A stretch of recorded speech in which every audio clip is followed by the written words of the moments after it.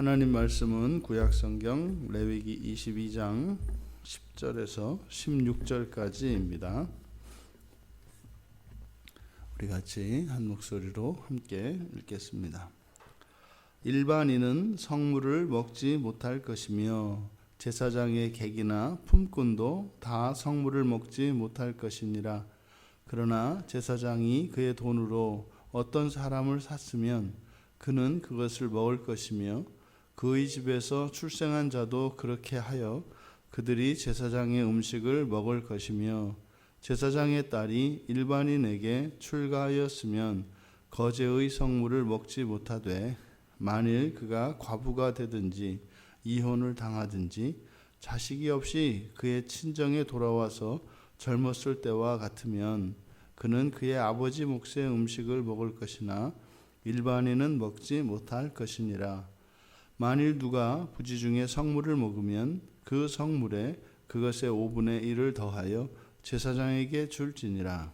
이스라엘 자손이 여호와께 드리는 성물을 그들은 속되게 하지 말지니 그들이 성물을 먹으면 그 죄로 인하여 형벌을 받게 될 것이니라.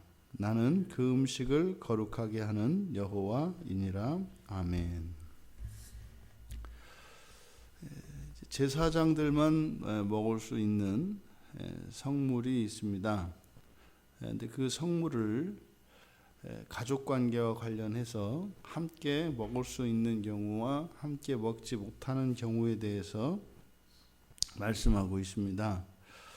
먼저 일반인은 먹지 못할 것이나 제사장의 객이나 품꾼도 다 먹지 못할 것이다. 여기서 일반인이라고 한 이게 이제 주르라고 하는 말인데 이것은 그러니까 제사장이 아닌 모든 사람을 포함하는 겁니다. 그러니까 제사장 아닌 사람들, 그러니까 제사장만이 성물을 먹을 수 있고 제사장 아닌 사람은 먹을 수 없다. 근데 여기는 뭐 내국인, 외국인을 막론하는 겁니다. 그러니까 이방인이냐 이스라엘 백성이냐를 따지기 전에 오직 제사장만 성물을 먹을 수 있다라는 것을 전제합니다. 그래서 이것이 13절의 끝에도 일반인은 먹지 못할 것이다. 그래서 성물은 오직 제사장만 먹을 수 있는 거룩한 것이다. 왜냐하면 그것은 하나님의 것이기 때문에 하나님께 속한 자들만 먹을 수 있다라고 하는 사실을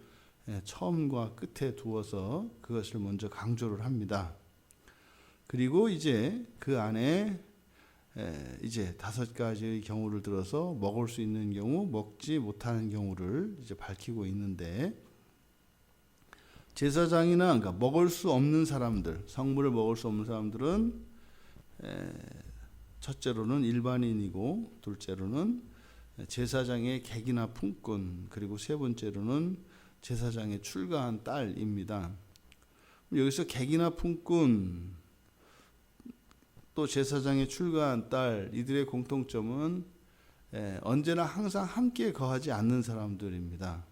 그러니까 제사장의 객이나 품꾼은 일시적으로 머무는 사람들이죠.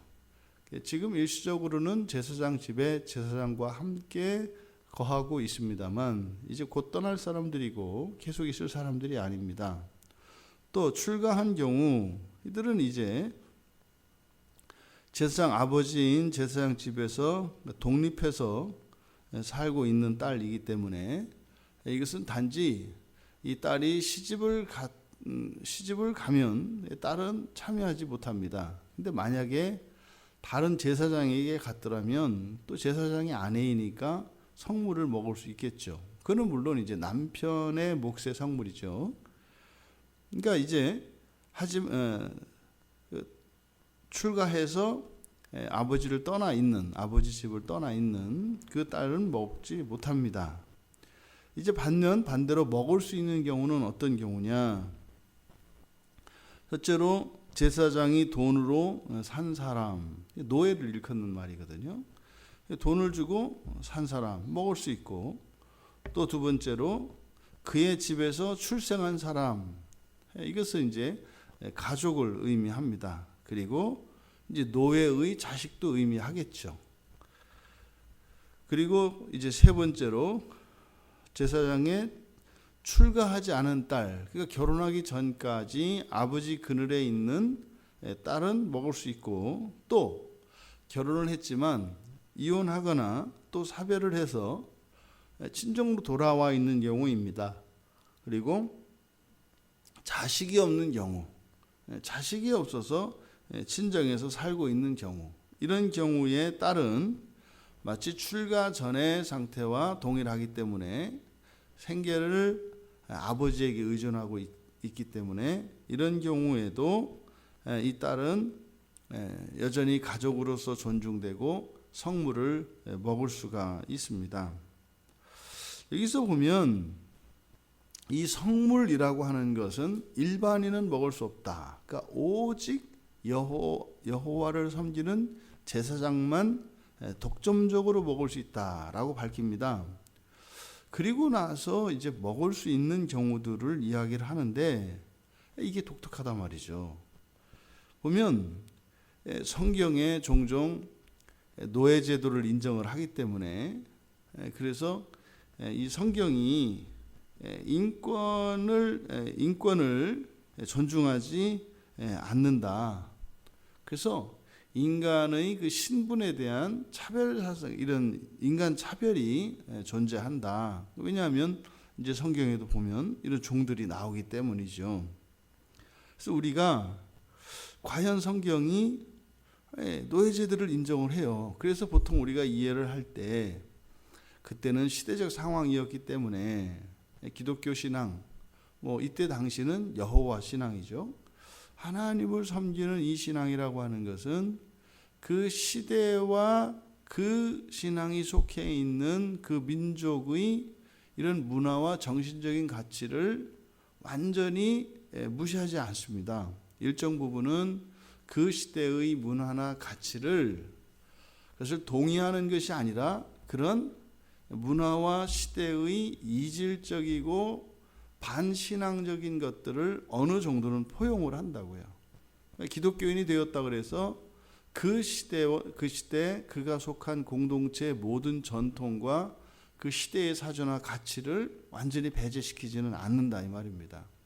우리가 예배할 때도 그렇지 않습니까? 지금 교회에서 초대교회 당시에 반드시 여인들은 머리를 가리고 예배를 드려야 했습니다만 그러지 않지 않습니까? 이런 분명히 신앙 안에도 독특한 그 시대와 민족의 문화적 요소들이 이제 고려가 된다. 그래서 노예제도라고 하는 이 신분제도가 그때 당시에는 아주 자연스러운 것이고 당연한 것이었기 때문에, 하지만 이제 그 이후로 노예제도가 철폐되고 또 이러한 인권 사상들이 이렇게 신장되고 했던 것은 사실은 그 밑에 기저가 다 기독교 사상이거든요. 그래서 시간을 두고 하나님의 때가 이르기 전까지는 그것이 하나님이 기뻐하시는 일이 아니라도 어느 정도 용인을 합니다. 그것은 우리들 개인을 보면 알 수 있지 않습니까? 우리 안에 죄가 없습니까? 있잖아요. 근데 그 한계가 있단 말이죠. 그러니까 이 죄가 죄라는 것을 인식했을지라도, 또 심지어 본인은 그것이 죄라는 것을 인식하지 못해도 그 사람의 가치관과 내면에는 분명히 죄성이 있단 말이죠. 근데요, 하나님은 용인을 하신다는 거예요. 그래서 한 개인뿐만 아니라 공동체에 존재하는 이런 사회적 악, 공동체적인 악도 일정 기간은 하나님께서 용인하신다. 그런데 그것은 그 죄 자체를 하나님께서 허용하는 것이 아니라 하나님의 목적은 구원에 있으시기 때문에 그 구원을 위하여 때를 기다리신다는 거죠. 그래서 이 노예제도는 성경의 사상에 전적으로 일치되는, 부합되는 것은 아닙니다.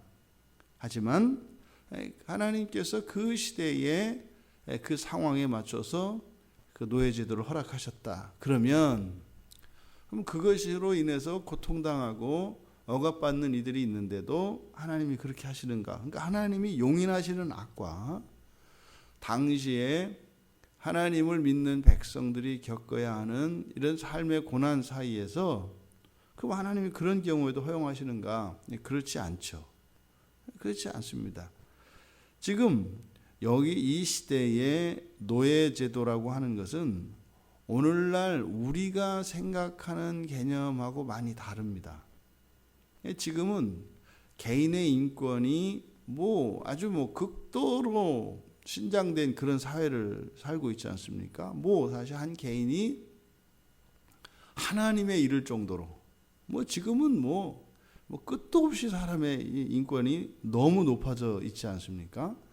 이러한 시대적 상황, 이러한 가치 인식을 가지고 이때 당시의 노예를 보면은 안 되죠. 이때 당시에 노예라고 하는 것은 분명히 주인의 소유물입니다. 근데 우리가 여기서 지금 깜짝 놀랄 만한 것을 발견하는 거예요. 그러니까 노예가 아닌 자유인이라고 하더라도 이 성물은 절대로 먹을 수가 없다고요. 그런데요, 지금 제사장에게 속한 노예는 성물을 먹을 수 있다는 겁니다. 이게 지금 무엇을 이야기하는 것입니까? 비록 노예의 주권이 그를 돈 주고 산 주인에게 있을지라도 그를 인격적인 대우를 하고 있다는 사실을 우리는 발견해야 합니다. 그러면 우리가 이렇게 기억하는 무슨 노예선에 끌려오는 흑인 노예들이나 이렇게 일체의 자유도 허용되지 않는 그런 종들의 무엇을 생각하면 안 된다 이 말이죠. 실제로 우리나라에 있었던 종이라고 하는 이 신분제도 자체도 그것이 분명히 그 제도 안에는 위험 요소가 있습니다. 왜요? 한 개인의 주권이 다른 개인에게 있음으로 해서 그 사람의 인권과 인격이 완전히 유린당하고 그렇게 어마어마하게 착취당하는 일이 일어날 수는 있습니다. 근데 그것은 그 제도 때문에 일어나는 게 아니죠. 왜냐하면 지금 여기서 보면 노예라 할지라도 일반인들은 접근도 할 수 없는 그 성물을 먹을 수 있도록 허용하고 있기 때문입니다. 그러니까 성경에서 이 노예제도가 등장합니다만 이런 하나님 백성들의 가정에 있는 노예는 우리가 생각하는 노예의 대우를 받지 않습니다. 굉장히 인격적인 대우를 받고 가족에 준하는 대우를 받습니다. 물론 주권은 그 주인에게 있습니다. 하지만 그가 한 인간으로서 가져야 되는 인간의 존엄성과 최소한의 이러한 명예와 자유를 보장해주고 있다는 사실을 압니다. 이때 사실은 먹고 사는 일이 굉장한 겁니다. 이때 당시에는. 그리고 생계가 전부 다 불확실한 시대입니다. 그러면 주인에게 거두어 들여진 이 노예는요, 노예가 아닌 자유인이, 그러니까 아주 가난한 자유인보다 훨씬 풍족하고 더 자유롭고 더 인간적인 삶을 살 수도 있는 것이 노예였습니다. 그러니 우리가 이 제사장의 노예에게 성물을 허락하는 이것을 통해서 성경에서 사람이 신분에 의해서 그의 인권이 유린당하거나 무시당하는 것을 허용하지는 않는다는 것을 우리가 알 수 있습니다. 그리고 노예라 하더라도 바로 이 제사장 가문에서, 제사장 집안에서 가족과 동등한 대우를 받고 있다는 사실, 이것은 오늘날 우리의 생각에서 그럴 수도 있는 거지가 아니라 이것은 지금 법으로 규정되어 있는 겁니다. 그러니까 제사장 집에 있는 노예도 제사장의 가족에게만 허락되는 특권을 가진다는 것. 그러니까 굉장히 놀라운 거죠. 또 이 성물을 함께 먹는 규정, 이것은 제사장이 아닌 그 누구도 성물을 먹을 수 없음에도 불구하고 제사장이 돈을 주고 산 노예도 먹을 수 있고 또 제사장의 가족, 결론은 이 노예도 제사장의 소유이지만 가족에 포함된다는 것이고 가족 가족의 구성원이 된다는 것이고, 또 제사장의 자녀들, 바로 이 자녀들도 제사장으로 인정이 되는 거죠. 그러니까 하나님을 섬기는 이 제사장, 이런 신앙에 있어서 하나님께 전적으로 속한 제사장의 가족은 제사장과 동일한 대우를 받는다고 하는 사실입니다. 그러니까요, 이 제사장이 하나님을 섬기는 것과 가정을 섬기는 것이 이렇게 경제적이거나 경쟁적이거나 배타적이지 않다는 사실을 우리가 발견합니다. 종종 목회자들이 이렇게 가정과 교회를 분리시키는 이런 일들을 우리가 많이 보아왔습니다. 물론 정말 양자택일의 상황이 되었을 때, 근데 그것을 결정하기는 쉽지 않죠. 그러면 우리가 앞에서도 살펴보았습니다만 제사장과 대제사장 사이에 분명히 구별되어지는 이런 거룩성의 정도가 다릅니다. 분명히 이렇게 하나님을 섬기는 제사장들에게 있어서 성전을 섬기는 것이 가정을 섬기는 것과 양자택일의 상황이 되었을 때 분명히 하나님의 성전을 섬기는 일이 우선입니다. 하지만 그러한 절대적인 상황이 아닌 일반적인 원리로 보면은 둘 다 섬겨야 한다는 것이에요. 그래서 지금 이 제사장의 성물을 먹도록 허용하는, 바로 가족들에게 허용하는 그것을 통해서 하나님께 속한다고 하는 것이 이 세상과의 완전한 결별을 의미하는 것은 아니다. 우리의 가정과 우리의 교회, 그러니까 우리의 이런 신앙이라는 것은 하나님과 가족됨을 의미하지 않습니까? 또 우리가 이런 혈육의 가족과, 이것은 경쟁적이지 않다는 사실이죠. 그래서 처음에는 혈육의 가족과 신앙으로 하나님의 가족이 되는 이것이 서로 다르고 이질적인 것으로 되어 있습니다만, 성경에서는 이것이 하나로 통합되는 것을 우리에게 가르치고 있다는 사실입니다. 바로 이 성물을 제사장 가족들에게 허락하는 이것을 통해서 거룩함과 세속성이 완전히 분리된 것이 아니라 세속성조차도 거룩함 안에 있다고 하는 사실을 우리들은 깨달아야 합니다.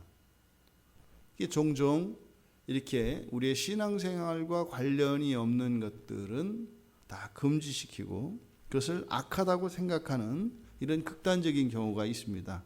그런데 성경의 가르침은 그렇지 않습니다. 이렇게 우리의 일상생활과 신앙생활이 이것이 서로 분리되지 않고 모든 것이 다 거룩함 안에 거할 수 있게 되기를 바랍니다. 그래서 하나님을 믿는, 오늘날 우리 예수 그리스도를 믿는 이들은 언제 어디에서나 누구에게나 항상 그 거룩함이 드러나는 것입니다. 교회 안에서만 그런 것도 아니고 우리 가족끼리만 그런 것도 아니고 오히려 더 나아가 세상 속에서도 세상을 비추는 그런 빛으로서의 거룩함을 유지하고 있는 것이 우리 그리스도인이다라고 하는 사실을 기억하시기 바랍니다. 우리는 거룩합니다. 하나님께 속했습니다. 하지만 이 세상에도 속했습니다. 하나님의 가족이면서 또 이 세상의 가족도 또한 거룩한 가족이 되어야 한다는 사실, 그리고 마침내 주님이 오시는 그 날에는 하늘 가족과 이 세상 가족이 하나로 일치되는, 또 이 세상 가족과 이웃들이 하나의 가족으로 하나님 가족 안에서 하나 되는, 이것을 우리가 예수 가족이라고 이야기를 했지 않습니까?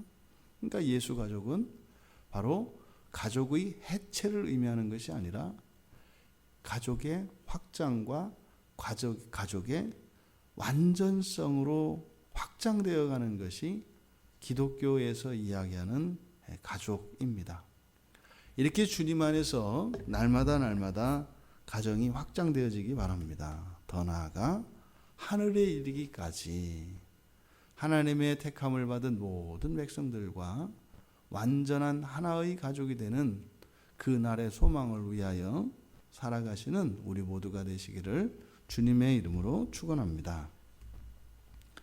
존귀하신 하나님, 제사장만 먹을 수 있는 이 성물을 그 가족들에게도 허용하시는 것을 통해서 이 세상을 사는 것과 하늘나라를 살아가는 것을 엄격하게 차별하지 않으시고 모든 것을 거룩하게 하시고자 하시는 하나님의 참 사랑과 그 뜻을 알게 되었습니다. 이 세상을 신앙을 따라 기꺼이 살아가되 거룩함을 유지하게 하여 주시고 또한 저희들의 신앙적인 또한 저희들의 이러한 존재론적인 거룩함이 이 세상을 배척하지 않으며 또한 세상을 함께 섬기며 살아가는 이 한날 되게 하옵소서. 감사하며 예수님의 이름으로 기도하옵나이다.